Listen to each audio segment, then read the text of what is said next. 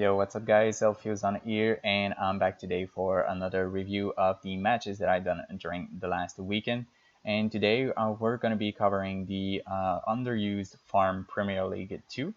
It will be my matches of the semi-final. We're actually in semi-final with my team, the Sirfetch Deez. We're playing against the Hjkhj, and we are currently, in fact, the week ended up in a tie. So this week will be a tiebreaker. Hopefully, we are. I hope we can win this tiebreak and move on to the final. That would be awesome. Let's go, guys! You can do it.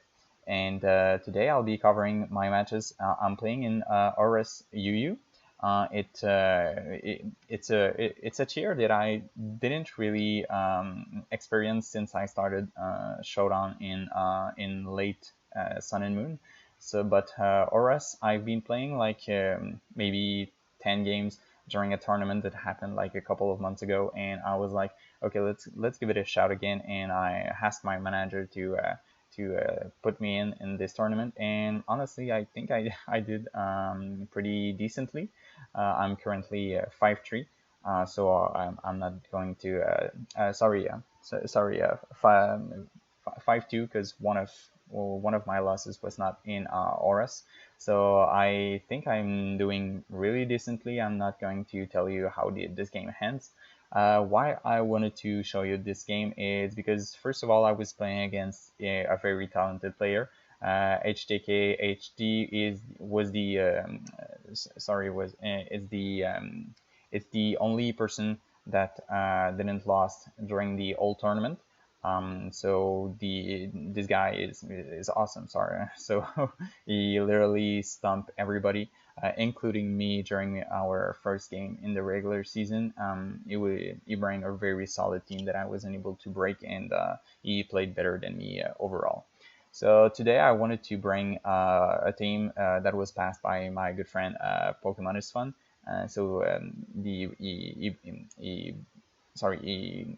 brought this team to me, and I was like, okay, let's just change that and that would be perfect. So the team is based around Assolvest Yenfu with with a little investment in bulk to tank Specs Hydreigon. To also it allows to with Regenerator to be a very solid pivot. Lifeform Nidoking, which deals awesome damage to everything. You have Mega Agron as a rocker with Toxic. You have also Slowking the pivot with Toxic as well. You have the Scarf Rotom, and you have the Defog Mandibuzz. So a pretty balanced team that is based on Volturn, Momentum, Toxic, and you go straight with that, and you can progress like this in the course of the game. On the other side, you have as well a very balanced team. Hydreigon can be Specs, it can be Scarf, it can be Nasty Plot, Life Orb, it can be Roost with leftovers. And you have the Florches will be the healer as well. We have the Escav, it can be banned, it can be restock, so many sets. You have the Mega Steelix, which will be the rocker. You have the Defogger, which is Crobat, and you have also Slowking. So my opponent really likes the combo of Florch and Slowking. Slowking as the Future Sight plus Dragon Tail combo, which is always pretty annoying to face. But yeah, at preview, I'm like, okay, so my Nidoking looks awesome, and I need to make sure that I pressure a lot Slowking and Florges to not allow them to be able to restore the rest of the team, and it should be fine. So let's get into the game. I'm just gonna remove the sound and let's give it. So I'm gonna lead with Agron, and they are gonna lead with Steelix. So we're both gonna set up procs, which is normal. We are also both gonna put some damage on the opposing one just to guess the spreads. I'm gonna pivot to my Slowking as they also pivot to their Slowking, so mirror beginning. I'm gonna Toxic as they are gonna reveal Future Sight, and now I know what their set is. or most probably. I'm gonna fish for Scald because I was expecting Escav. And here I know that they are gonna wish or aromatherapy. I want to pressure them to use their aromatherapy PP, so I can in the late game win this PP war, and also avoid the other to be cured. So I'm gonna double toxic, which is really good. I'm gonna pivot to Nidoking because I was expecting another aromatherapy. Here I'm gonna play safe and go for the hurt power. I don't have flamethrower, unfortunately, but I'm gonna pivot to my Minfu. As I said, it's a Solvet, so I'm being able to live pretty comfortably the Dragon Pulse. I know that it's not a specs set since we saw the leftovers.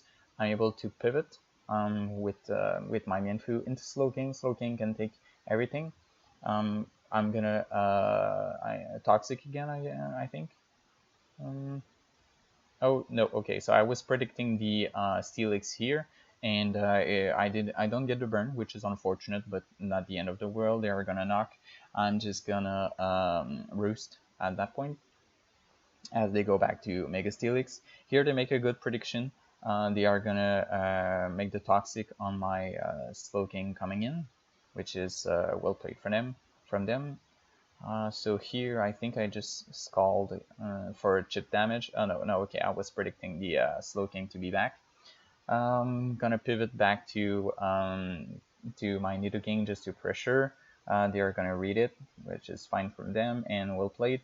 I'm gonna here is it's an important turn. So I was expecting them to Future Sight.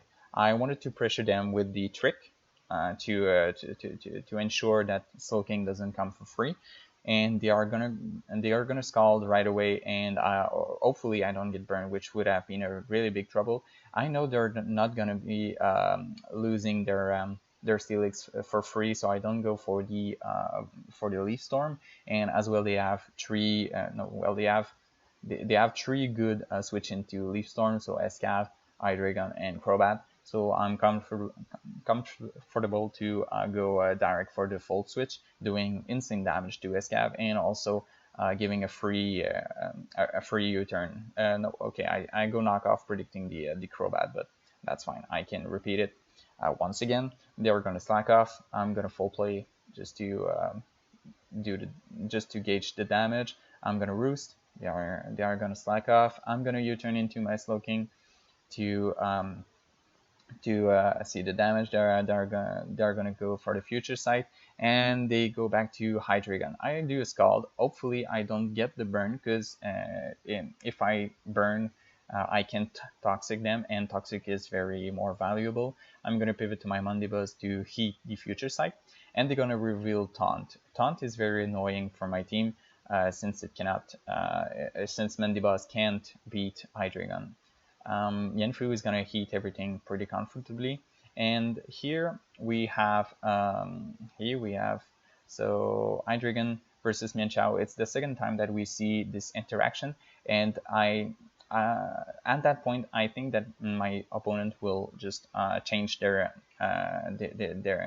sequence of turns. So they are not gonna pivot to Slowking, because if they go to Slowking and I U-turn right away, I have a free Volt Switch again with Rotom, and Escav is going low. Steelix doesn't appreciate Leaf Storm, and so I'm going straight to the knockoff here just to remove the Black Sludge. Boots don't exist in Oras. I'm gonna make an aggressive play that pays for the U-turn on Crobat, just to pressure them as well. I'm gonna Volt Switch, predicting the Hydreigon, which is fine. I can go back to my Minfu, and now we're entering a cycle that I pressure my opponent pretty hard. I go back to my Rotom. They are gonna go back to Hydreigon, which is fine. I Volt Switch again, and now, as you can see, Crobat is gonna be dead to rocks, because I U-turn again, and you see that now Crobat cannot come back. So I'm gonna Volt Switch again, maybe a little bit too safe, but that's fine. I didn't want to lose the turn. They're gonna predict my Slowking coming back, and now they have a free aromatherapy. but I'm gonna predict that I'm going to go back to Nidoking to pressure and get my first kill. So they are gonna sack Crobat, which is pretty fine. I reveal Ice Beam. I'm gonna pivot back to Mandibuzz because I know I can live Scald and Future Sight, and I can roost up pretty comfortably. I don't get burned, which is also pretty fortunate. I'm lucky on that side, not gonna lie. They are gonna Dragon Tail, and we see that this Future Sight do a lot to Minchao, and I'm pretty lucky that I lived this one. So they are gonna Future Sight Dragon Tail again. Oh no, okay, they are gonna slack off. So I I predict the Forge coming in, but they miss Dragon Tail, which is unfortunate for them. I had one chance on 5 to not lose my Mienshao. I cannot lose Mienshao at that point. So here I predict the roost from Hydreigon because I have the I have the investment to live pretty comfortably at that range the Dark Pulse from Hydreigon, but we know that they want to be healthy, so I predicted that and Toxic them, which is fine. I go back to Agron, predicting the Florge coming in. They are gonna go to Slowking. I'm gonna heavy slam for chip damage. They are going to Scald, yeah, predicting me to stay in. Scald poison damage. I'm going to Nidoqueen, predicting the Forge coming in for the for the for for doing another aromatherapy, because at that point here, so we see that Hydreigon is toxic, Forge is getting quite low, Escav is gonna go down on that turn, Slowking is toxic as well, and Steelix get killed by Nidoking. So I kill Escav, and now we have a pretty interesting turn. So my Slowking is at their Slowking, sorry, is at 75%. They are toxic, so they will take probably around like 30%, 40% from no, well, more around 40-45% from Sludge Wave, which won't be enough to kill them. They can either Scald. If I remember correctly, they have a chance to kill me because Nidoking doesn't have a very good bulk, and or they can do Future Sight to do another Future Sight plus Dragon Tail combo. And also, my main switch in here is either Soaking, as we saw it, or it's Mandibuzz.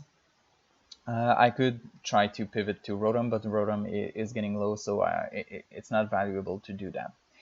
So I'm gonna make an aggressive play because I predict them to go back to Florge to Aromatherapy, both these Pokemon, because they are very valuable for him to coming back in that game. And I'm gonna stay in and do straight away the Sludge Wave, and I'm gonna get the Florge.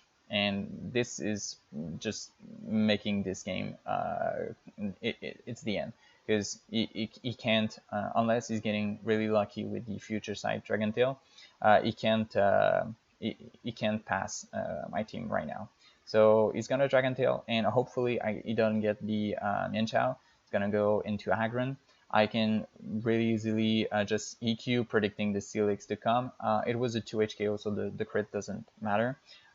He's gonna go to Hydreigon. They reveal Flamethrower, and Heavy Slam is gonna do a ton of damage to Hydreigon. I stay in because Agron doesn't need to be alive to still be alive. Mienshao is able to recover and also U-turn. I'm gonna go to Nidoking to get the kill on Steelix. I could have Ice Beam just in case, but it wasn't valuable, I think. I go to Slowking. I play safe because I don't want to be any reverse sweep from somehow, or I don't want to mess up. So because at that point in the term of the game, it was 4-4. It was 4-4, and with my game, because I win, as we see, I'm gonna let the game just going. It's just pivot. I want to get in my Rotom as I do here, and now I T-Bolt, and it's gonna be the end of the game. So I didn't want to. I deeply wanted to win this game because it was 4-4. It allowed my team to be 5-4 and getting the at least the tie versus them. And unfortunately, we lost the 10th game, and as I said, we went to the tiebreak, which is currently going on. So yeah, it's the end of the game. I'm pretty happy how I played that one. It was a very tough game, a very talented player in front, and I'm happy how it ended. So I'll leave it like that. And if you guys have any comments or suggestion, feel free to leave it in the comments. And I'll see you guys hopefully in the finals. So I'll be covering it as well. And let's go Sirfetch these nuts.